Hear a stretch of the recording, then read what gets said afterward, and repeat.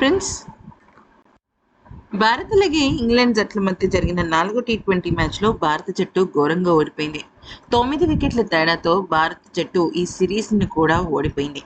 దాంతో ఇప్పుడు భారత జట్టు చాలా క్లిష్ట పరిస్థితిలో ఉందని చెప్పుకోవాలి. ఎందుకంటే ఐర్లాండ్తో జరిగిన సిరీస్, ఆ తర్వాత ఇంగ్లాండ్తో జరిగిన సిరీస్ అన్నిట్లోనూ ఓడిపోవడం భారత జట్టుకి అంత మంచి విషయం అయితే కాదు. పైగా ఇక్కడ అటు గంభీర్ కానీ, శ్రేయస్ అయ్యర్ కానీ చెప్తున్నట్టుగా ఇక్కడంతా ట్రాన్సిషన్ పీరియడ్‌లో ఉన్నాము. అలాగే కొత్త ఆటగాళ్ళు అంటున్నారు కానీ, ఇక్కడ సంజు శాంసన్, ఇషాన్ కిషన్, అభిషేక్ శర్మ వీళ్ళందరూ కూడా సీనియర్ ఆటగాళ్ళే. గత టీ20 వరల్డ్ కప్‌లో ఆడిన ఆటగాళ్ళే. మళ్ళీ వీళ్ళు కొత్త ఆటగాళ్ళు ట్రాన్సిషన్ పీరియడ్‌లో ఉన్నారు అని అనటం కరెక్ట్ కాదు. అయినప్పటికీ కూడా మ్యాచ్ ఓడిపోయిన తర్వాత శ్రేయస్ అయ్యర్ షాకింగ్ కామెంట్స్ అయితే చేశాడు. అసలు ఇంతకీ శ్రేయస్ అయ్యర్ ఏమన్నాడో ఒకసారి తెలుసుకుందాం. ఇది మళ్ళీ చాలా నిరాశపరిచే ఫలితమే. 158 పరుగులు సరైన స్కోర్ కాదు. అయితే చివరికి ఇంగ్లాండ్ ఎంత వేగంగా లక్ష్యాన్ని ఛేదించేసిందో మనం చూసాం. బౌలింగ్కు దిగినప్పుడు మా బౌలర్లకి చేతులు జోడించి మరీ నేను ఒక రిక్వెస్ట్ అయితే చేశాను. అదేంటి అంటే మిడిల్ లెగ్ స్టంపుల పైన బంతులు వేస్తే వాళ్ళు పరుగులు చేయడం కష్టంగా ఉంటుందని మేము భావించాం.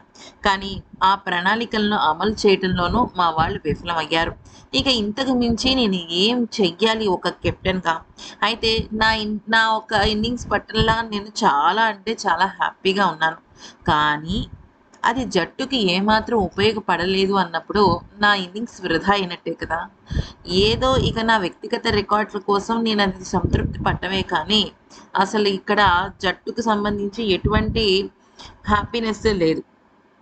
అయితే ఇక్కడ ఇంకొక విషయం నేను చెప్పాలనుకుంటున్నాను. ప్రస్తుతం మేము ఆ మార్పుల దశలో ఉన్నాం. ఈ సమయంలో తప్పులు జరగడం సహజం. అయితే పరిస్థితులు త్వరగా అలవాటు పడడం ఎంత ముఖ్యమో అందరూ గుర్తించాలి. ఎవరో ఒకళ్ళో ఇద్దరో ఆటగాళ్ళు అంటే 10 మంది 11 మంది ప్లేయింగ్ 11లో జట్టులో ఉన్నప్పుడు ప్రతి ఒక్క ఆటగాడికి తన విలువ ఏంటి, తన స్థానం, తన పొజిషన్ ఏంటి అనే విషయం పైన ఒక క్లారిటీ ఉండాలి. అలా కాకుండా ప్రతిదీ కూడా ఒక ఆటగాడే చెయ్యాలి, ఒక బౌలరే చెయ్యాలి, గేమ్ చేంజర్ ఉండాలి, మ్యాచ్ విన్నర్ ఉండాలి అని అనుకోవడం చాలా తప్పు. ఆటగాళ్ళు నేర్చుకుంటూనే అమలు చేస్తూ ఉండాలి. కానీ నేర్చుకుంటారన్న నమ్మకం ఉంది అంటూ శ్రేయస్ చెప్పుకొచ్చాడు. ఫ్రెండ్స్, ఇక్కడ మీరు గమనించినట్టయితే తుది జట్టు విషయంలోకి వచ్చినట్టయితే తుది జట్టులో కూడా అందరూ సీనియర్లే ఉన్నారు. ఆల్మోస్ట్ సీనియర్లు అంటే మంచి మంచి ఆటగాళ్లే. అఫ్ కోర్స్ శుభమన్ గిల్ లేదా సూర్యకుమార్ యాదవ్ లాంటి సీనియర్లు లేకపోయినప్పటికీ శ్రేయస్ అయ్యర్ చాలా మంచి ఆటగాడే. కానీ ఈ సిరీస్ ఈ మ్యాచ్లో తప్ప అంతకుముందు పెద్దగా రాణించలేదు. తిలక్ వర్మ, శివం దుబే, అలాగే ఓపెనర్ అభిషేక్ శర్మ, ఇంకా పోనీ వైభవ్ సూర్యవంశీని పక్కన పెట్టేసేయండి. ఇషాన్ కిషన్ కానీ, సంజు కానీ అందరూ కూడా చాలా సీనియర్ ఆటగాళ్ళే టీ20లో కనుక చూసినట్టయితే. అభిషేక్ శర్మ అయితే ఏకంగా టీ20లో టాప్ ర్యాంకింగ్ ఉన్నవాడు. మరి అలాంటప్పుడు ఇది కొత్త జట్టు, ఇది యువ జట్టు, ఇది ట్రాన్సిషన్ టైం అనడం పొరపాటు. మరి ఈ వీడియో నచ్చితే లైక్, షేర్, సబ్స్క్రైబ్.